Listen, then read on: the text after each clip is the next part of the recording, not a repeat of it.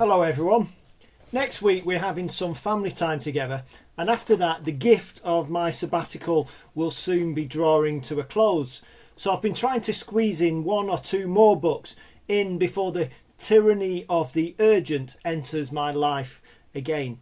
I really wanted to finish with some theology, especially of the systematic variety, and so today's book is by Tom Wright, The Day the Revolution Began. Now, like all of his books, this is a deep, comprehensive but accessible exploration of the meaning of Jesus' crucifixion. Now, in large part in this book, he seems determined to liberate the meaning of the crucifixion from overly simplistic theories of penal substitution, which he skewers quite early on as all too often appearing to say that God so hated the world that he killed his only son. Now, along the way, he reflects on the totality of the biblical record to refocus the meaning of the cross from a too narrow and perhaps an overly Book of Romans centric account. Now, much of the theology behind this will mostly be familiar to anyone who understands that the Bible has a multiplicity of ways of explaining the saving work of Christ. But it does remain as a book a valuable and a comprehensive piece of cross-centred theology. Now, in particular, he's keen to ground the background to the crucifixion, not only within the Passover and of course the escape from bondage and slavery, but also within the key Old Testament narrative of exile and idolatry.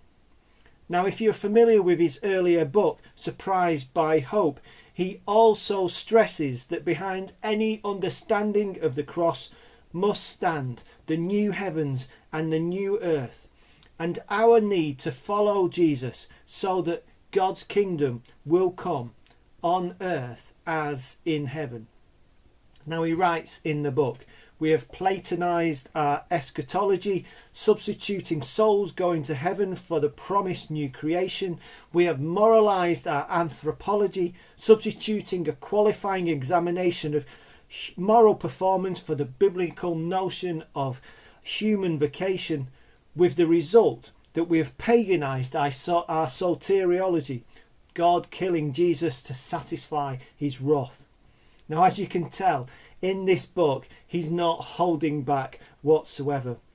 But then by the end, he writes that we have everything to gain from embracing the visions of the new heavens and the new earth, with renewed humans rescued from the power of sin and death to take their proper and responsible place here and now and in the age to come within Christ's new world.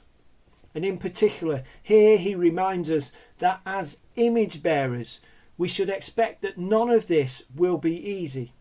But then we should expect this because since Christ's own vocation of suffering is both the basis but also the pattern by which God's new future is revealed, so too we should expect to follow.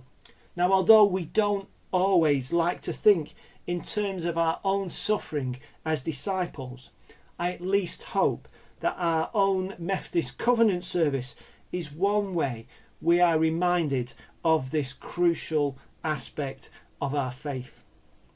And then in his final chapter, in summarising what all this means for the revolution that was started at 6 p.m. on that first Good Friday, he says that we are called to find every way possible through symbol and action, as well as through words and reason, to announce and apply Christ's liberating victory through suffering and love over the dark powers of our world. So I guess we need to crack on. Amen.